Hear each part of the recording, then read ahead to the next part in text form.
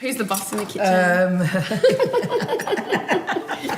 I feel like the roles have reversed a little bit. I know. I mean, taught by the best.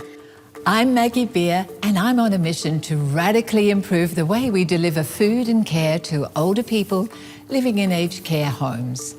I'm challenging some of Australia's most loved cooks and chefs to join me in my mission. Recipes need to be very budget conscious, use accessible, fresh ingredients and simple techniques.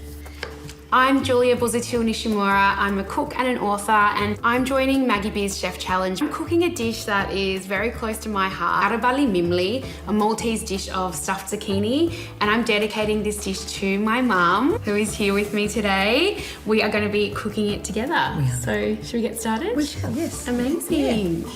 What would you like me to do? Well, first we need to prepare the zucchini. So what we need to do is we need to halve them first. And we don't want to waste the flesh, so we're going to scoop out a little bit of the flesh and just pop that into the bowl, which has some pork mince already in there. I'm going to take back some of the flesh from the inside, and we are going to chop it up. So just so it's nice and fine. Food for me in my childhood was really kind of everything, I suppose. It was a connection to my family. I loved helping my mum cook in the kitchen, and growing up Maltese, like everything you think about and talk about is kind of about food. So we've got the pork mince, the zucchini flesh. I'm gonna get you to grate some Parmigiano Reggiano and some pecorino. And then I've got a bit of pancetta here, which I'm going to just finely chop and add that in too. Absolutely. About 100 grams? How much? Don't ask me measurements, sorry. Sorry. Otherwise I'll forget and I'll stuff it up. My apologies.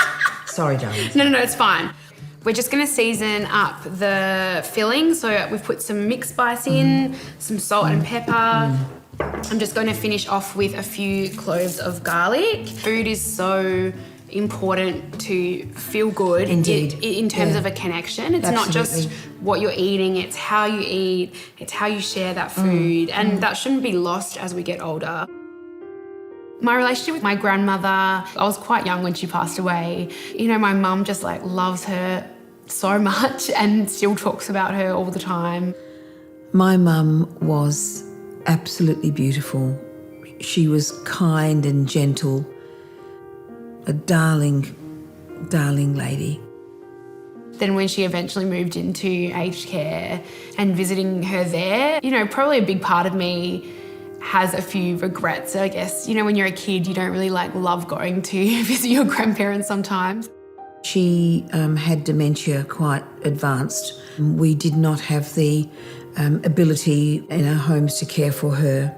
I think it was a real kind of struggle for my mum. It was really hard to see her be in a place that was really unfamiliar to her. I think that was really, really challenging. There's always some connection with food when she was in the nursing home, whether it's in the dining room or whether I'd bring little Maltese pasticci or the Maltese bread pudding. She absolutely loved that.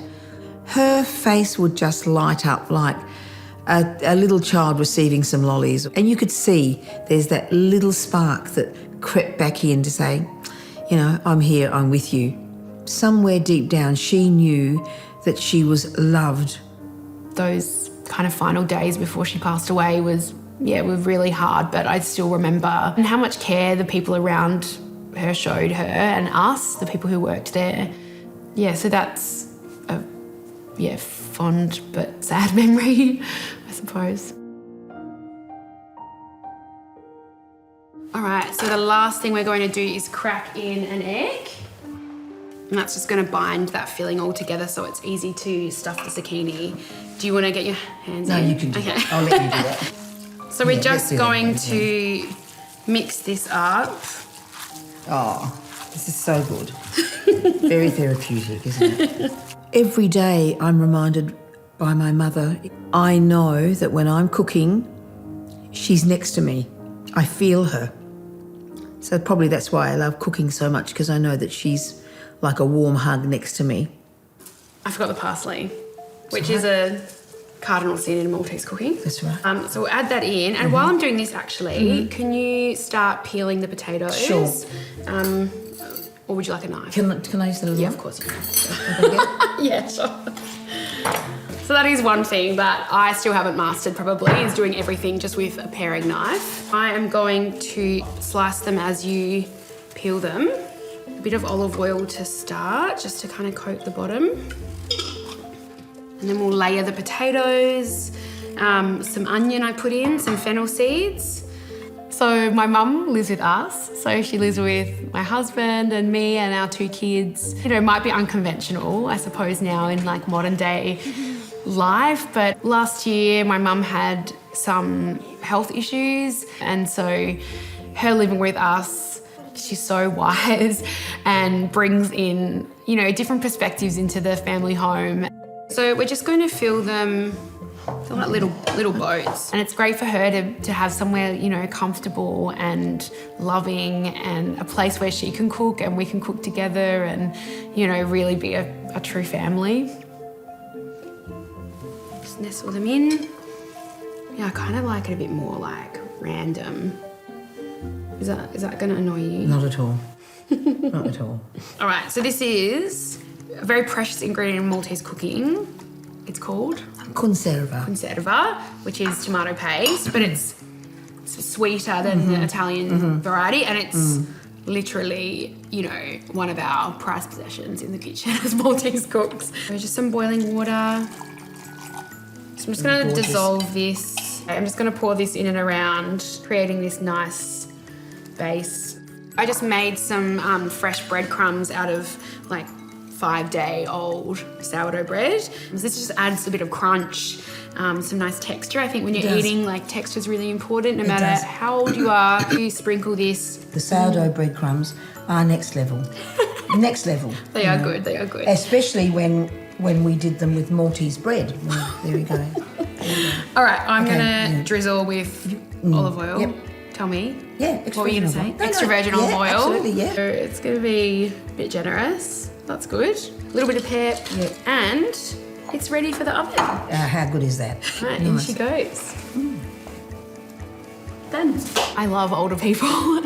I love talking to older people. These amazing life experiences are so incredible and valuable. I think I have 2, please. Yum, looks really good. It just looks so yum. We should be treating these older people like kings and queens. Thank you, Lord, for this. Oh, Mum, please don't say a prayer. Do you like it? A bit different to your mum's? It's a bit different to my mum's. It's a bit different to mine. Julia, I love you've dedicated this recipe to your mum. You've learned so much cooking beside her, as I did from mine. This is book-worthy. Beautiful. Just love it.